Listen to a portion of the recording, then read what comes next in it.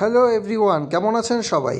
সম্পূর্ণ গ্রাম্য পরিবেশে ভর দুপুরে এরকম ছোট্ট নদীর পাড়ে বসে বাঁধানো ঘাটের উপরে আড্ডা দিয়েছেন কে কে একটু জানতে ইচ্ছে করছে। শুধু তাই নয়, চারপাশের প্রাকৃতিক দৃশ্যগুলো এত বেশি সুন্দর যেটা আসলে ভাষায় বর্ণনা করার মতো না। ট্রলার চলতেছে, ছোট্ট নদী, তার উপরে একটা বিশাল ব্রিজ এবং নিচে ঠিক এইরকম কাঠ বিছানো লম্বা একটা ঘাট। এটা ঘাট না, মূলত হচ্ছে ট্রলার থেকে বা জাহাজ থেকে মালামাল উপরে ওঠানোর জন্য একটা রাস্তা করা কাঠের, নদীর মাঝখান থেকে।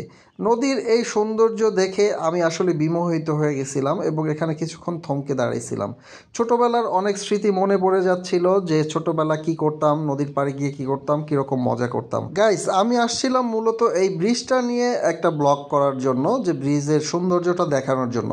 তো ব্রিজের উপর ওঠার আগে আমার মনে হইলো যে নিচ থেকে জাস্ট এটার বিউটিটা একটু ফিল করি, নিচের ভিউটা দেখি।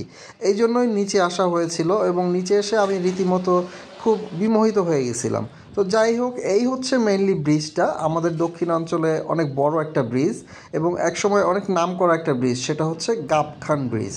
গাবখান সেতু নামে আপনারা হয়তো অনেকেই জেনে থাকবেন এটাকে।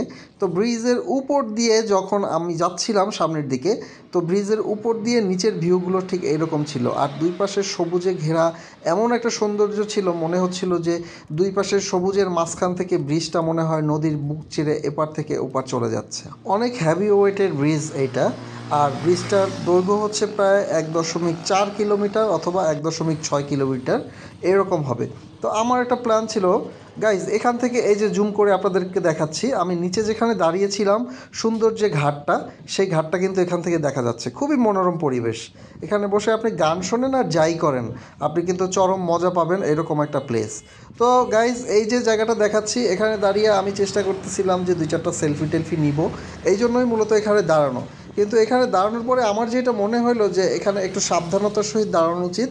কেন সেটা বলছি, কারণ দুই পাশ থেকে গাড়ি আসা যাওয়া করতেছে। আর দ্বিতীয় জিনিস হচ্ছে, বড় বড় বাস গাড়ি অথবা পিক আপগুলো যখন এখান থেকে যায়, তখন এখানকার যে হেল্পারগুলো আছে তারা কিন্তু সামনের দিকে হাত বাড়িয়ে দেয়। আমি জানি না কিসের জন্য, বাট আমার মনে হলো যে কেউ একজন আমার মোবাইলের উপরে হাত চালাতে চাচ্ছিল, যে মোবাইলটা হয়তো টেনে নিয়ে যাবে বা এরকম কিছু। গাইজ, এখানে মাঝ নদীতে অর্থাৎ সেতুর ঠিক মাঝখান বরাবর পেয়ে গেলাম একটা দান বাক্স এবং আশেপাশে আরও বেশ কয়েকটা দান বাক্স ছিল, আমি যেটা খেয়াল করলাম। তো যেহেতু দান বাক্স আছে এবং এটা একটা সুনামধন্য জায়গার, এই জন্য আমি ওখানে অল্প কিছু টাকা নিজের সামর্থ্য অনুযায়ী দান করলাম। আর এখান থেকে নদীর সৌন্দর্যটা দেখতেছিলাম, যে কত সুন্দর টলটলে পানি, সেখানে অনেকগুলো ছেলে পেলে এক পাড়ে বসে গোসল করতেছে, আরেকজন আবার নৌকায় বসে মাছ ধরতেছে। এগুলো আসলে শহরে বসে আপনারা জাস্ট ফিল করতে পারেন, কল্পনা করতে পারেন, ইমাজিন করতে পারেন। কিন্তু সরাসরি যদি আপনি গ্রামে না আসেন, গ্রামের প্রকৃতির সাথে না মেশেন, তাহলে এই জিনিসগুলো অনেকটা স্বপ্নের মতো হয়ে যাচ্ছে আমাদের লাইফে। কারণ হচ্ছে সবাই একসময় হয়তো গ্রাম কেন্দ্রিক ছিলাম, এখন সবাই শহরে থাকি, বা একটা জেনারেশন পর্যন্ত আমরা কিন্তু গ্রামেই মানুষ হয়েছি।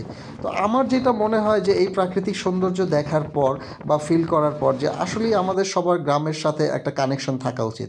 তো গাইজ, আমি অনেকখানি হাঁটার পরে আর পারতেছিলাম না, তখন অটোতে উঠে বাকি সেতুর অংশটা পার হওয়ার জন্য চেপে বসলাম এবং সেইভাবেই সামনের দিকে যাচ্ছিলাম। দেখতে পাচ্ছেন যে কত সুন্দর বিউটি। আর পাশাপাশি হচ্ছে উল্টা পাশ থেকে আবার নেমে অন্য একটা প্লেসে আমার যাওয়ার কথা ছিল, কিন্তু অতিরিক্ত তাপমাত্রার কারণে আজকে আর যেতে পারি নাই গাইজ।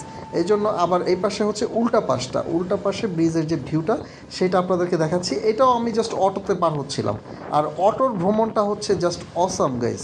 থ্যাংকস ফর ওয়াচিং, ভালো থাকবেন, সুস্থ থাকবেন, আল্লাহ হাফেজ।